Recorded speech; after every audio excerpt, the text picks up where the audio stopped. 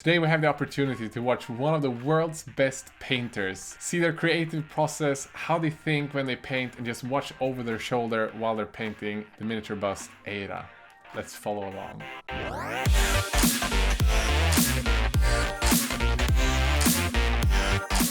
Hey everyone, you're watching Squidmar Miniatures, and today is something you've never seen on Squidmar's channel before, because it's a tutorial made by Craftworld. And this video was again made possible thanks to all of my Kickstarter backers over on the Brush Kickstarter. So we unlocked this goal to have them make a tutorial to teach us some of their magic things that they do with their miniatures that just look so amazing. My encouragement is to go into this video with open eyes, because they have so much to teach about how to work with colors and think outside of the box and just let the colors lead you and go nuts with that kind of thing. So consider this more of a chance to sit behind one of the world's best painters and watch them paint than a step-by-step tutorial. Hopefully it will inspire you to try it out yourself, because I definitely have once I watched this video. One last thing that I just want to plug is, if you enjoy this video and want to see more of their stuff, they have a Patreon, and I've linked that in the video description. And over there they have more video tutorials. So if you are hungry for more after this, go check that out. So with that, I'm just gonna leave this over to Marko and Aleksandra and let them do their magic thing, painting EIRA, the bust from the Kickstarter. Aleksandra and Marko from Craftworld Studio with you, and today we are painting this lovely bust. The first part of this tutorial will be based on underpainting. This is the technique that we use and we teach on our classes. Is one of the way and techniques we're using to create and set up volumes on the miniatures, as well as to set up color scheme and interaction between colors to its maximum. To have the whole visual feel and have the depth of tones. I want you to take this tutorial openly and see it as artistic interpretation, like my vision of this bust, how I will take you through the whole process of creating the idea, building the lights and shadows, and creating the story and character. And use it as an idea, as interpretation to follow when you are creating your own works. So without further ado, let's start. So I have here some variety of colors, starting from purple, magenta, cyan blue, Prussian blue, burnt sienna, red, turquoise, this lavender, violet, and orange. When I start with these paints, I really had some vague idea of how this work will look. Starting from her background story that she is a shadow elf, I kind of get the inspiration and pick those stones up. I think they're gonna work pretty well in the underpainting that I'll be doing. You can notice that I didn't put any yellow here, because if I would mix some of those yellow tones with this, the color will turn very greenish. So I want to avoid that in this underpainting, as I'm looking for specific ambience that will look kind of dark and mysterious, yet very gentle and very fitting for this character. So let's start with her face, and remember we're doing the underpainting now. What I'm gonna do, I take some red paint and add a bit of this violet, as I'm going for some kind of purplish grayish skin tone. So I'm focusing with the reds. I will be focusing on the area that will draw the most attention of the eyes, and also you can see that I also have a lot of reds around my eyes, nose, and mouth. So we're gonna follow that and do it around the eyes.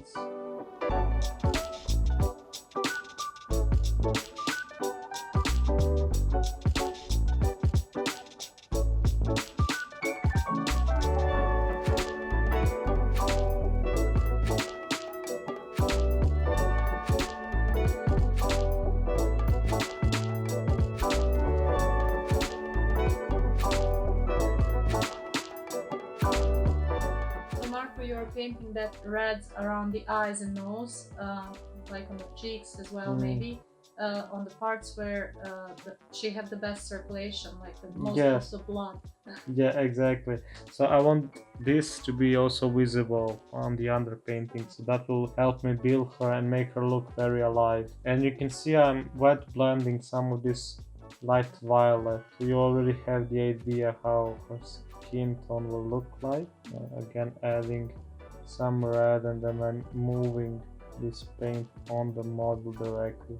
So this is like, if you're familiar with phrase alla prima, so it's like all in one layer, trying to mix and match all the tones and colors. This is not exactly the same as that, but it will help me have the nice underpainting for later steps. So when you said it's not the same, it means that you will have more layers after. Yes. So for the underpainting phase, you're painting it with technique, for now in this step you're painting it with technique wet blending, because you're moving the color while it's still wet, and you are making the transitions between these two tones and kind of getting new tone by mixing these two. Yeah, exactly. And I also add some of the purple in some deeper shadows.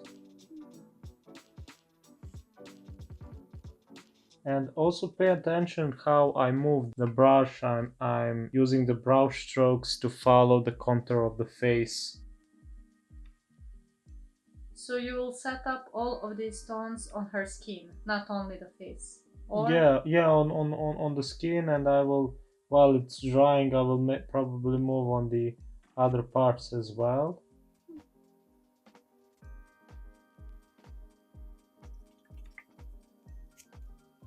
So I can also add some stronger shadows here beneath the eyes.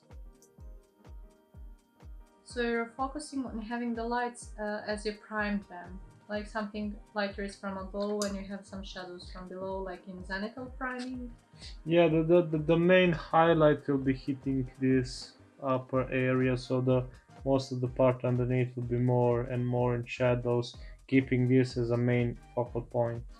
So while the first layer on the skin is drying, I will do some underpainting on her hair as well. I will go with some still keeping in this tone, but maybe a bit more bluish, maybe more colder.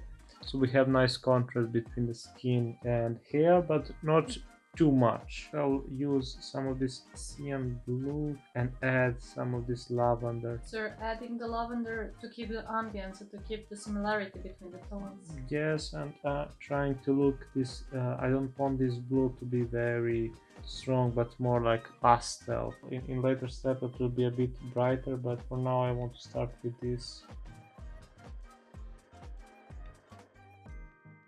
For this I'm using the L brush.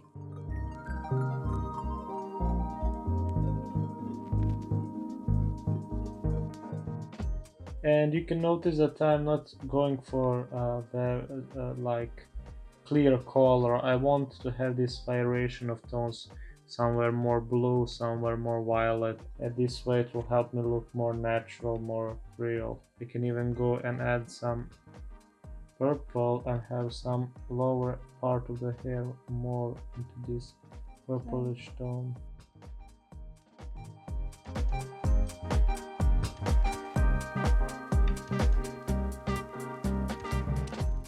So you can see I'm doing a lot of blending and color mixing on the model. Are you adding a lot of water to your paints or less, because the paints are, is it scale artist?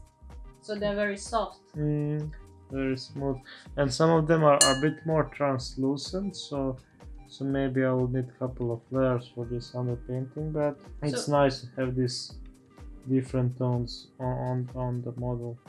So even when using techniques, you should always look for the good paint consistencies. Depending on which brand you're using, it will be different for any other paint.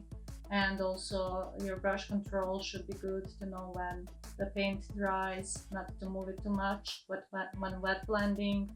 So let's take this color while we're here, and a bit of magenta as well.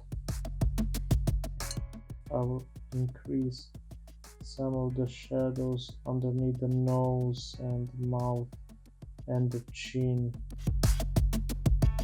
Build some volumes, yet keep the nice fibers. Like this, and I will go to Use lavender and then mix it all together.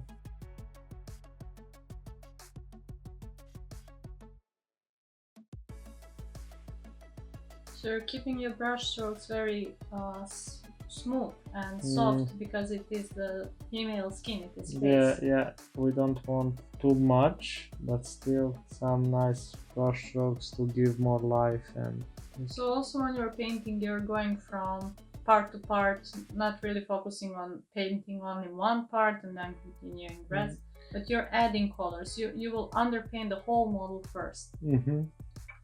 This way it will help me have this kind of scheme and set the ambience where I want it to be, and from there I can easily change. So for example, if something is not fitting and it's already everything is done, it will be much harder. This way, when it's kind of everything in progress, you can always change and add.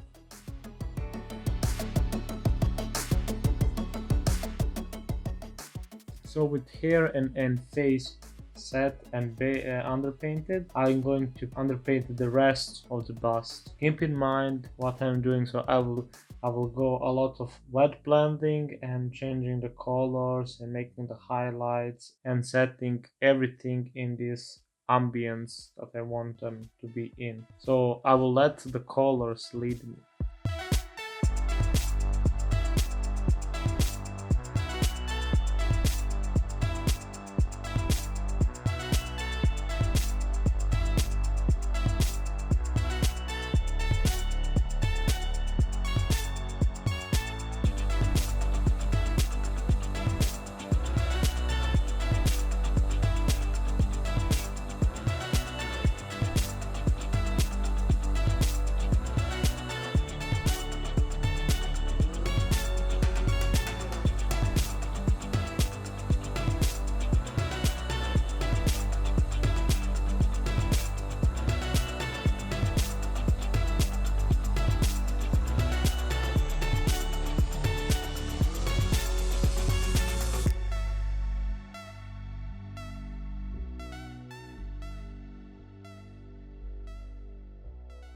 So I just let the colors go everywhere and I mix them and see where it's gonna lead me, and I'm following one idea, but I also let my inspiration lead me. The colors from above are a bit cold and the one from below will be a bit warmer.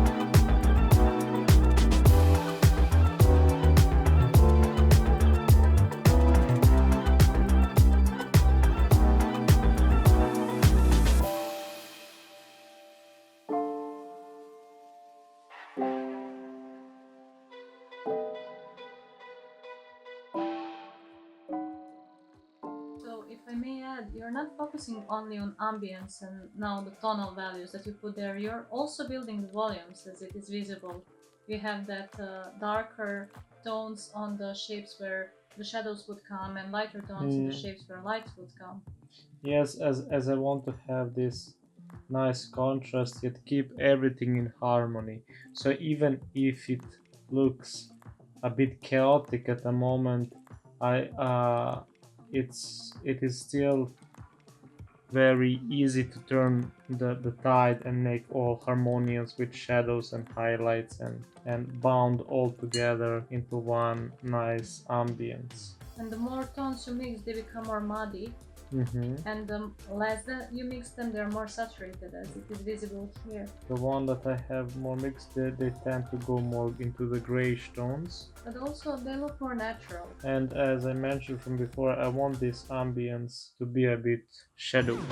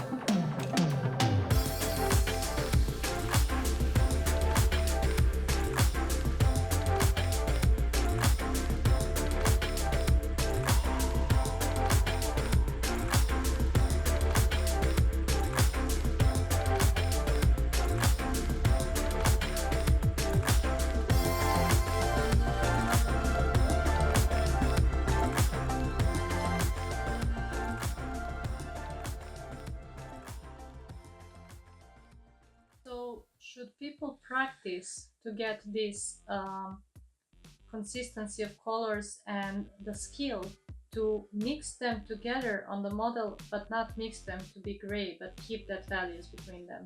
What would you say to the viewers? Well, it is important to have to know when to stop. So for example, if I would now go and mix all this together, I will end up with very grayish tone. So maybe practice to get a feeling. Yeah, practice, and also you don't have to do it all in one, like one layer. You can keep multiple layers as well, so that way you will keep the saturation and vibrancy of the color. But you see, I'm now mixing a lot because I want some of these grayish tones to be there and give. You're making the contrast between the grayish and the saturated.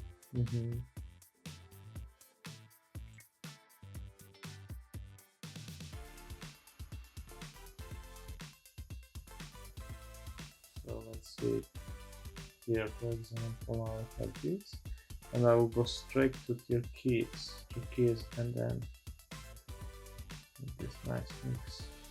And you're getting those greens, but they're soft and not so overtaking.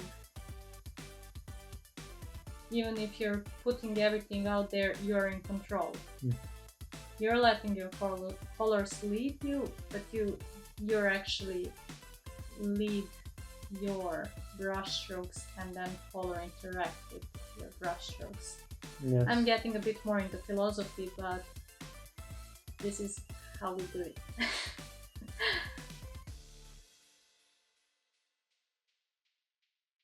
Okay, with underpainting finish, this should be the result so far. So as you can see, I cover pretty much the whole model with underpainting I wanted to. And if you're interested more into more into the depth of the underpainting, you can check out our other lessons on our Patreon. We cover pretty much everything there is about the underpainting, so if you want to see that, go and check it out. So with that being said, now we can continue on painting. The first thing I will do is her eyes, and for that I think I'm gonna need a bit of white on my palette as well here. Since the model is pretty forward, so just to give it more movement, more dynamic, I will decide if her eye is gonna look on right or left. What do you think, Aleksandra? I'm thinking maybe to look on left because all the composition is focusing on right side. Hmm. Oh no, it's her left, sorry. So on our right. So on this side, right? Yeah. So let's try, and I want her eyes to be very dark, so it's like a moon dark elf, so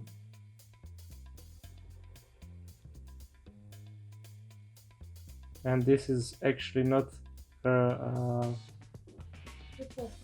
yeah, but this might confuse you because I want her eyes to be dark, so the white part of the eye is actually black, almost black in her case, just to clear that out.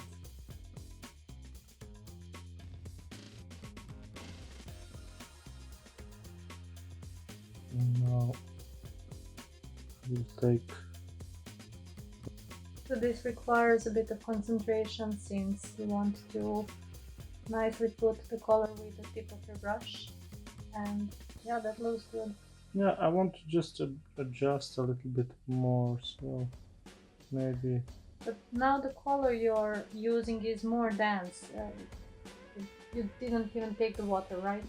Yeah, I want a bit thick so it will be more covering, yeah. Then I will just take a bit of red and blue just to cover the mistakes.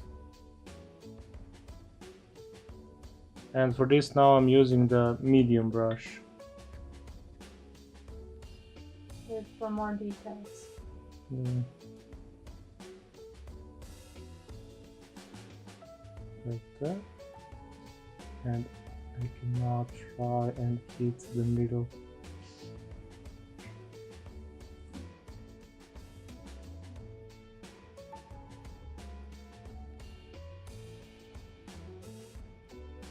And now I think I'm going to take some of this turquoise, mix it with a bit of white. Still pretty much thick. Yes, not too much. Well, these colors are smooth and not so heavy, so I guess it works for them. Something like this, and one more touch is that I want to add a bit of highlight on the eye from this side. So like this. So for this step, your tip should be really good of the brush, because you want to evenly apply the paint. The paint is thick. Okay, this is not acrylic paints, but they're still thick, and you need to do a good job with applying these layers. I just want to increase the size, so I'll go a bit more.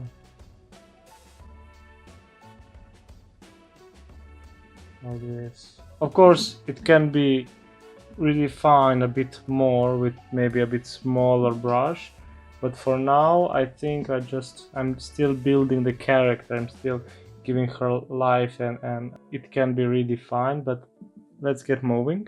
So for the next step, let's go on her skin, on the face, and this time I'm mixing a bit of this, it's called like violet, very pastel looking tone, Yeah. with a bit of purple and magenta. So let's start from her forehead.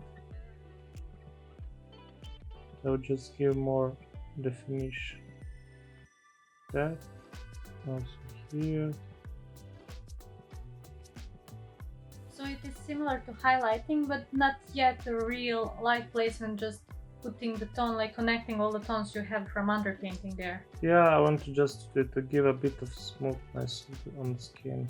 So especially because she's a female and she's elf, so you want her skin to be very smooth. Yeah.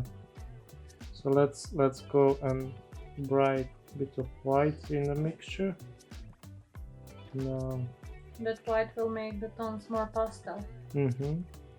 So hit here and on the other side.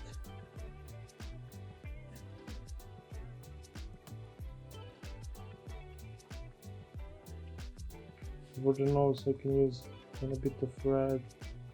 Giving her more life and character. I can use also this stone for underneath the eyes. Like that. Later on I will add some of the war paint, but let's just continue adding some definition. So let's again on top of the forehead. This is where the light hits the most because it's coming from some upper place like sun or moon or any source light that Yeah, exactly. you want to paint. So. But do you have you have a rough idea where will you place the lights, but you're focusing now on the shape of her face, and by that, and also by describing her character, you decide how that light will appear on her face.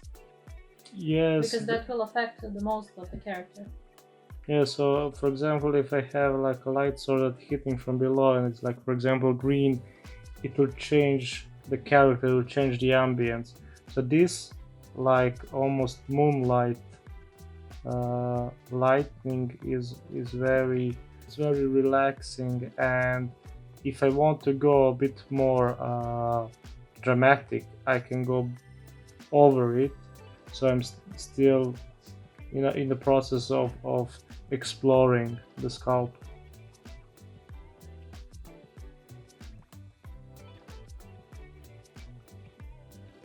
So now I just want to hit more of the cheekbones. I want them to pop out more, so I will go a bit brighter there, like this on the outside and also on top of the forehead. So you're going a bit more rough now. Just to have this definition, and later on we can smooth up a little bit.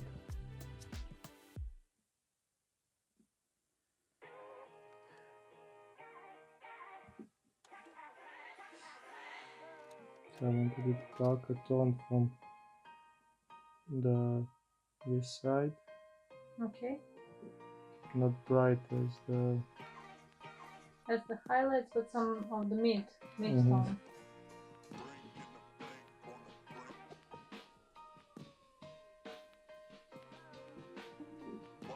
And you can notice how everything is now getting built up, like with just, let's say, 2 layers I already have finished face. And with this technique of underpainting that we mainly teach our students in our Patreon, this really gives you the speed and also the artistic values that you need to achieve with your every piece. And this way you can do it in a blink of an eye. And if you are not satisfied with the results, you can make it different, and knowing that you haven't spent too much time on the sculpt, on the model, and give you this exploration phase, which is vital for everyone, because if you don't explore, if you don't go and try things, you will never know the experience. So for example, you might think this is not possible, maybe this is too easy or too hard, but until you try, you won't know will this work or not. You will not have the right idea. Yeah. Because you just see and think, and when you try it, you get the new experience. You learn from your tries. You may make a mistake or a good thing, but it's all the progress. So even the thing that you think are mistakes, they can teach you a lot. And the lips a bit more red. Just light. I think I will go even brighter now.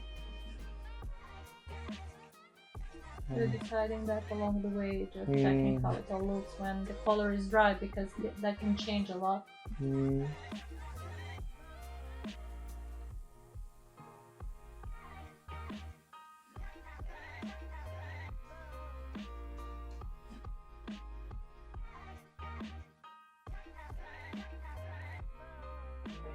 So even now the layer that Marko is putting on the face will be a bit darker when it dries, because it will overlay the other layers and it will set there, it will smoothen up. Yeah, and you can also notice that I go back and forth, so I can even go a bit on the other like a darker tone or more warm tone, just to have this variation on her face. I don't want to just go brighter with white, and then it will completely destroy the vibrancies of the colors. You have to be careful with white. The white is a good paint, but if you use just white, then it will completely destroy the saturation and vibrance of the paint, especially when you're working with like pastel tones like this lilac.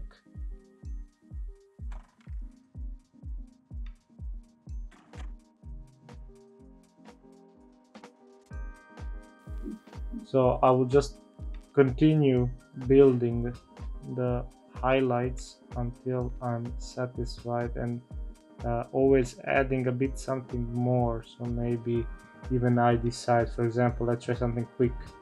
Let's add some blue. So just took the blue color. Yeah, and so let's say that this side have a bit of blue highlighted hitting, When and you paint that, rotate it a bit. like that. Perfect. And Yeah, it gives that boost to the narrative. It really adds something. yeah, no, Even if it's just a small highlight of colder tone. and you see when I add that blue also on the tip of the fingers here, we now have a bit of more information about what is happening around. So that's what I wanted to mention also, with using just one tone. It can make your work dull and plastic. You don't want that. What I like to do is to make paint look almost wet, like it's just there, and there is movement, there is life, and it's what it's all about. So I will just continue working more on the rest of the skin, and then we can go for some leather. Okay, so for the leather I'm gonna need some of the ochre, and this will be, I think, the only yellowish tone that we're gonna need on the palette. If you remember, I think I mentioned that I won't use too much of the yellow in this project. So let's start with this area here. I think this is the best place for the presentation. I'm gonna use this ochre, a bit of orange, a bit of turquoise, and I want to have this variation and a bit of magenta. So the light is gonna be hitting from above, so let's follow that. So on this kind of material, make it something like this. Yeah, so even if it's too bright, you can add some of the dark blue to make sure you get this nice grayish tone.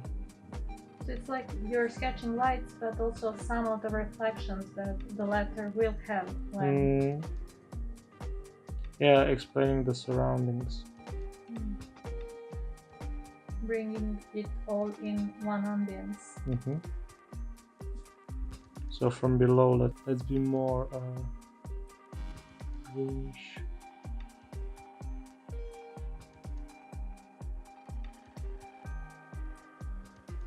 So in intensity, all the tones are pretty similar, but they have different hues. Like more green, more yellow, more blue, but they're pretty similar in like a volume of the tone, because they're not too different, they're not separated. Yeah, they're on the same side, and the only volumes we can increase is like some of the places where it's more pop out. So maybe here.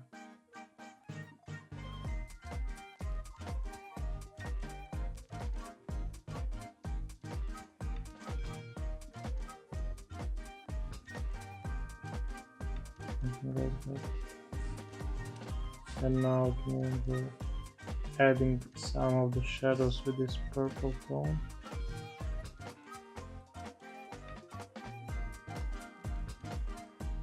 Now let's try that also on her belt. So I think it's something like a belt, I don't know. So a bit of orange on here, one shade, magenta. You already, at least on the camera, have the light hitting on the place where the highlight would be. It's because of the sculpt and the lamps around give you idea. They reflect over the paint on the mini, and they give you idea where to place light. If you ever wonder, try to study the figure. For example, if you try our method of underpainting, you will see on all the tones that are happening there, you will see where the light hits, and that can be good exercise.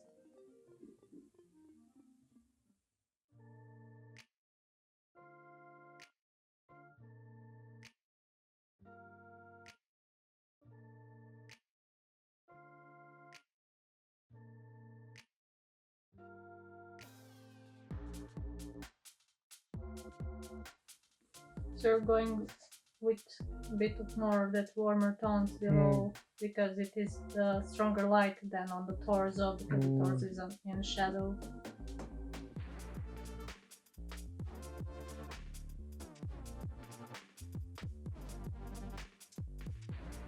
Do something like this. That looks good, and it looks like the letter would reflect the light. It would not be too strong, it would not be white. Maybe if it's in some colder atmosphere. Yeah, and also I don't want it to be too much dominate on this piece. I still want to keep the focus on her hair. So regarding the leather, I think this will cover up pretty much the rest of the figure, so we can continue just adding on the other side and the other side, so a bit darker tones, but still in a kind of similar palette.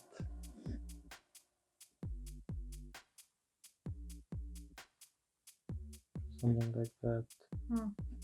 And maybe adding a bit of it on the top, like just to indicate the shape. There is like a stretch there, so like also, yeah, like you said, indicating the shape, because when you put that light, you know it will round up on the parts where it goes in the second plan.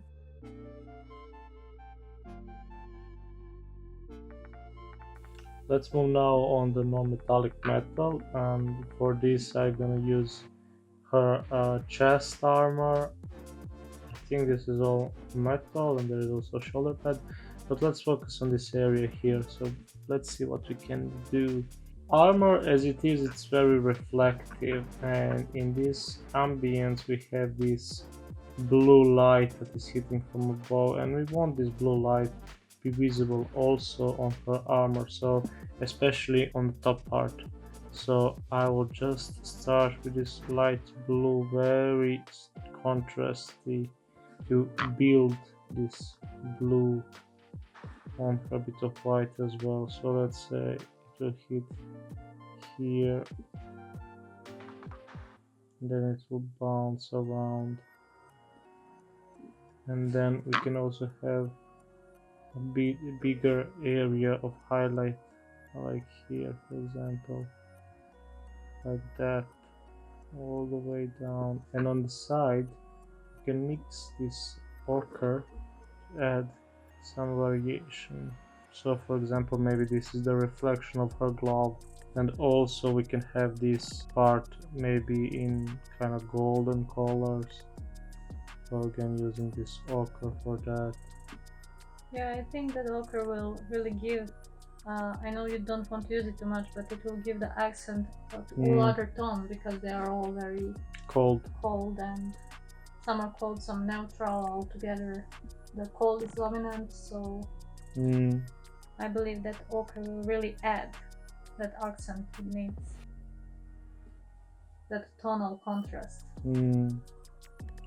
So again, let's go back in this area, and now I'm just giving some of the reflections. And you see, I use very thin layer as I want to be the underpainting still visible. Yeah, so you need your layer to be transparent enough to show the color from beneath. To gain strong contrast on all metallics, next to strong highlights, you also need very dark shadows.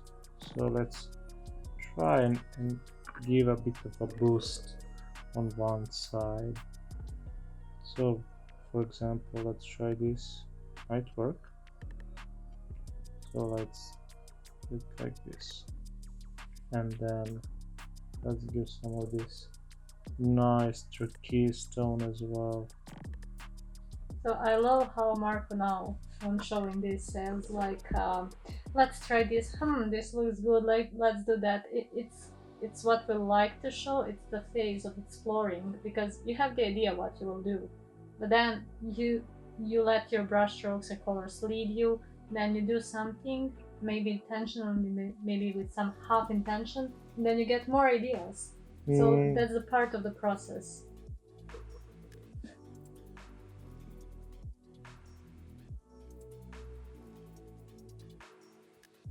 So nothing is set in stone, everything can be adjusted and changed. The important part is the enjoyment of the process and getting the satisfaction, because we paint because we love to paint, and we want to make painting as enjoyable as possible.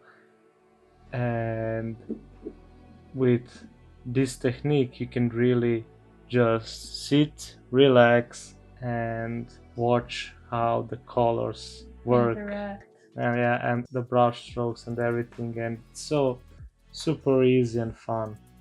And I know someone will say now it's easy for you because you know what you're doing, but you have to just practice and be very truthful to yourself, to do stuff that you think you're right, not to try and achieve something that you're not feeling comfortable with. For example, everything is, as we said, part of the process, and everybody have a different like everybody is a different type of learner, and you need your own experience and your own like acknowledgement of the process, because you will see things differently, and that's good. I think that's good, because that explains a lot about the character of the artist. So everyone will have that different step, and if you follow some steps, you will still have that personality of yours that will lead you towards something different. At least some step will be different because it's more comfortable for you. It led you there by some other experience that you had, and it's all good because it gives that certain like style and stamp of your own. You say this is my work, and it's visible that it's yours. And taste can be different. For some it might look amazing, for some ugly. It's not something that you need to everyone to agree on. Yeah, that's true also. Like with everything, with clothing, with food, everyone have different taste, and that's what it's all about. You are a person, your character, and you're giving your idea to the world. You're speaking through your art with the viewers, with the public. And yeah, Marko is going in some really cool direction here. Sometimes we really try to go in steps, but then we want to show the real process that is there, and you see through the artist's eyes and through the camera eyes. Okay, and you see what the artist is doing, and you see how it goes through some tone to the other, and having that inspiration lead him. Yeah, what I like to say is it's not only about technique and the painting, but also about the mindset. Because for me, in my case, this is what really gives me the energy and the fuel to just continue and be very satisfied with the stuff I create. And I think that's the right way, because you're spending your time on it, and it should be like that. It's fun because, for example, you see here, like, you have that concentration on the model. Marko is talking about the art and styles and sending some important message to you all, and in that time, in only few minutes, he managed to sketch that non-metallic to look like it's already done. So you can see that he is enjoying the process, because he don't have to like think too much or overthink it. Of course, by experience that leads you, and it brings you to that position that you don't need to overthink stuff. You can see that enjoyment because he found the flow, I like to say. And one special thing that I have to say is that this is not my comfortable position of painting. Yeah, I Usually, succumb to this. so I'm trying not to move the model too much, and it's not natural for me.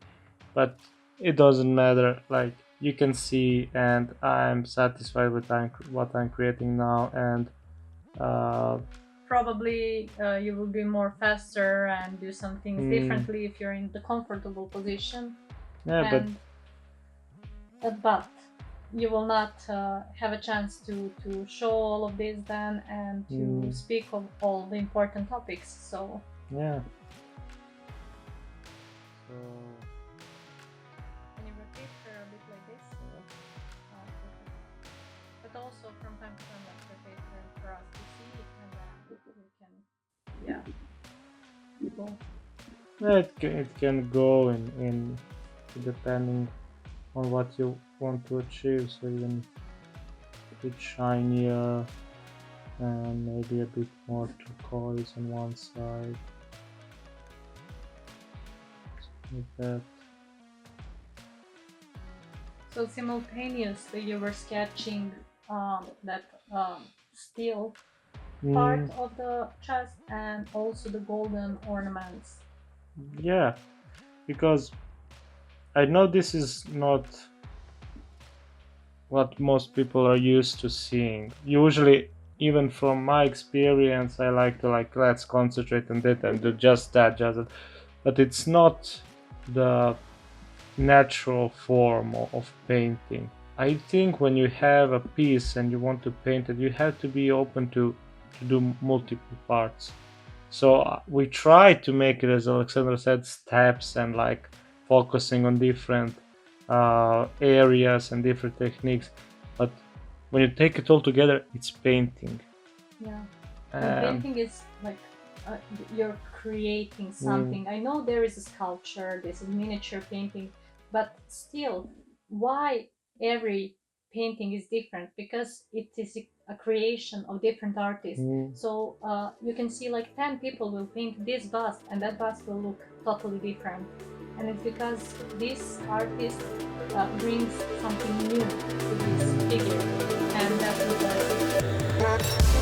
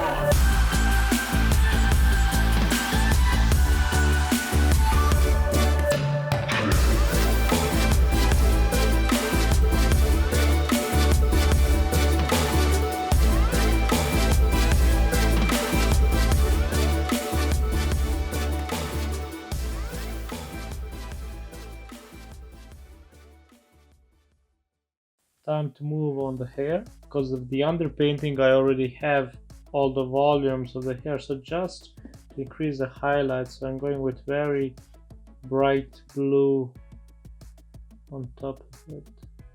So it looks like the underpainting phase took the most of the time, and now you're just enjoying in building up the highlights and maybe some tonal values that you want to increase or add.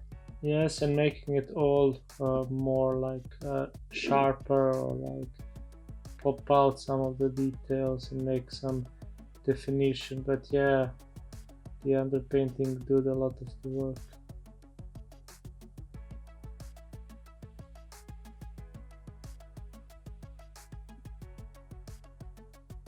Just a little bit on the area where the light will hit the most.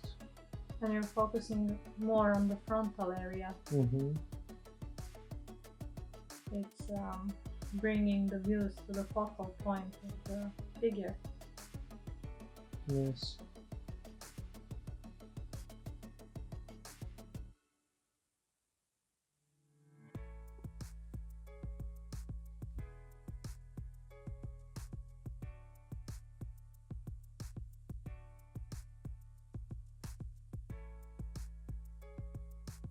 So you're making some hairs visible, like with the brush stroke. Just on the places where will the light hit the most, and then I will leave some area in shadows.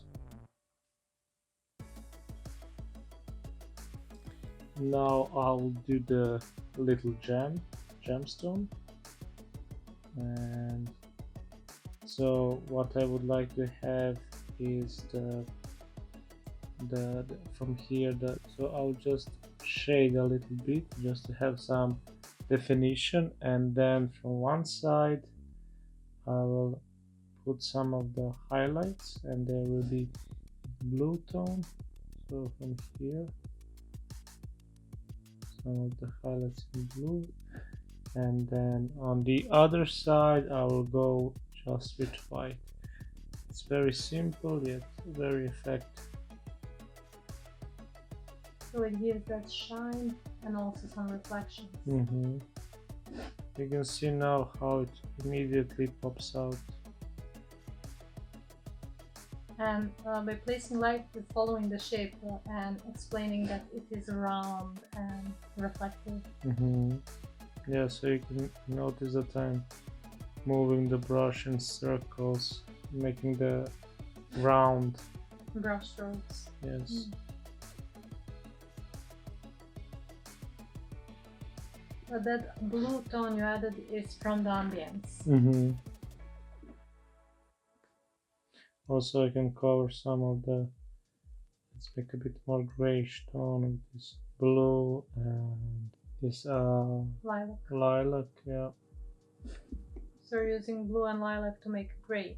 Not, well, yeah, not too gray, but still like very desaturated blue.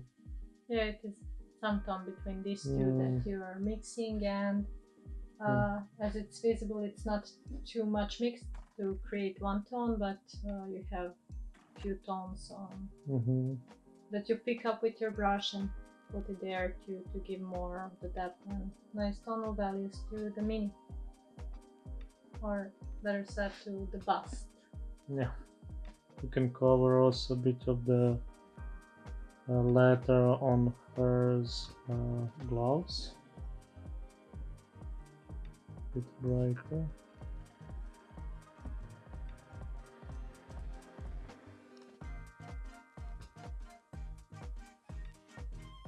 And I also want to introduce some of the blue, so you have this very desaturated turquoise color. So it is your highlight on the letter.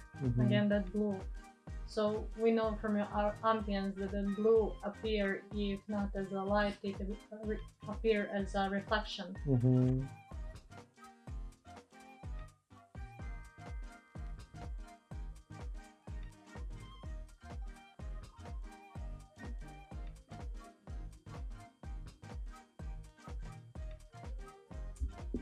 like this.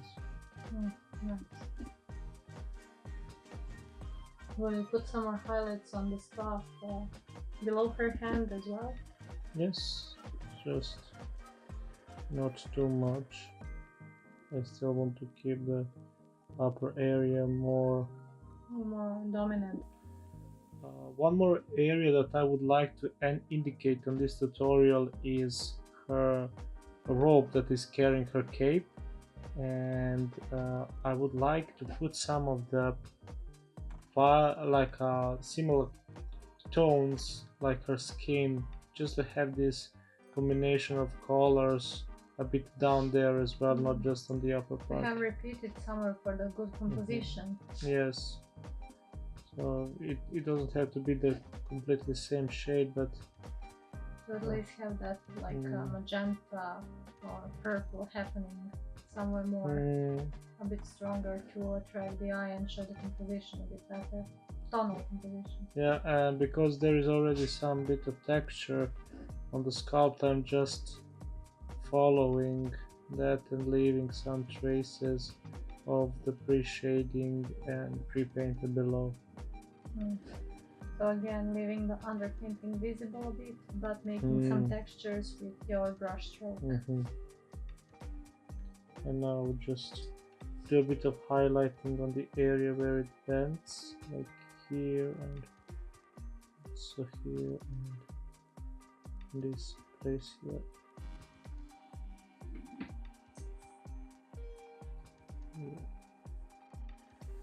In later progress, I went with a bit more detailing.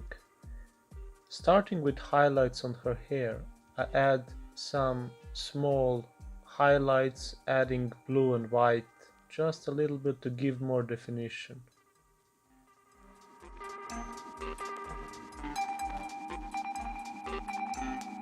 As well on her cloth, little highlights and textures, making it look like a worn fabric. As well as on her bow, I went with kinda old wood look, so it's just a tiny bit of detailing that adds so much to the model, as well as on the arrows.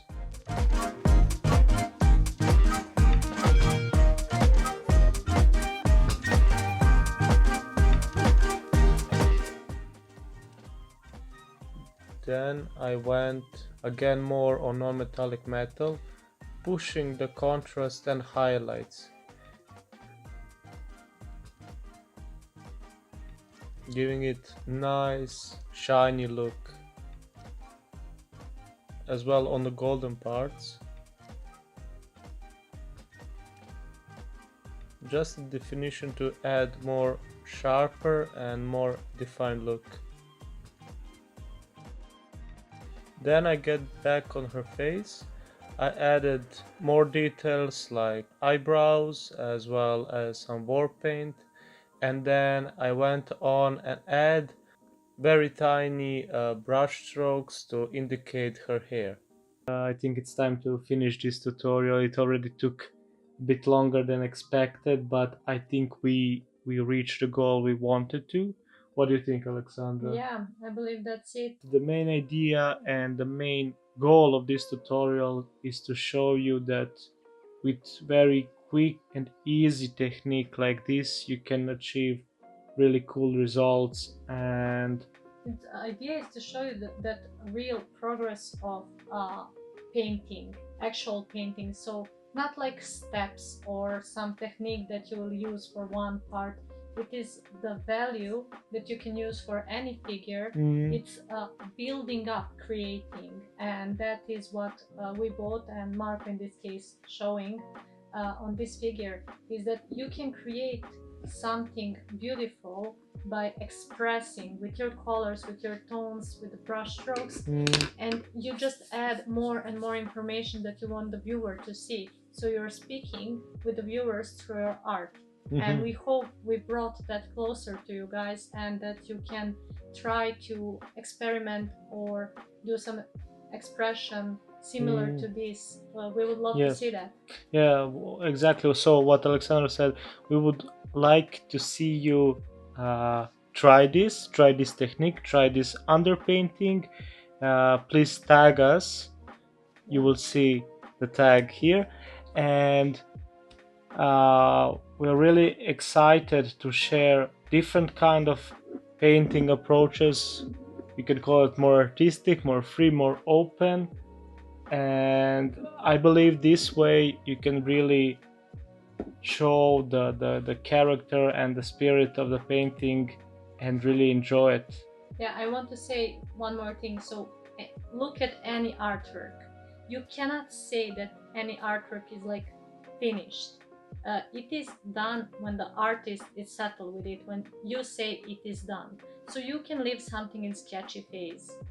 It doesn't have to be sketchy phase, maybe it's your expression at that point. You can define something a bit more refined, and it all have the serve and the purpose, serve some purpose. So that is what we wanted also to achieve with this tutorial, show you how something can be done quickly and expressively, and it can be completely done, or it can be worked more on.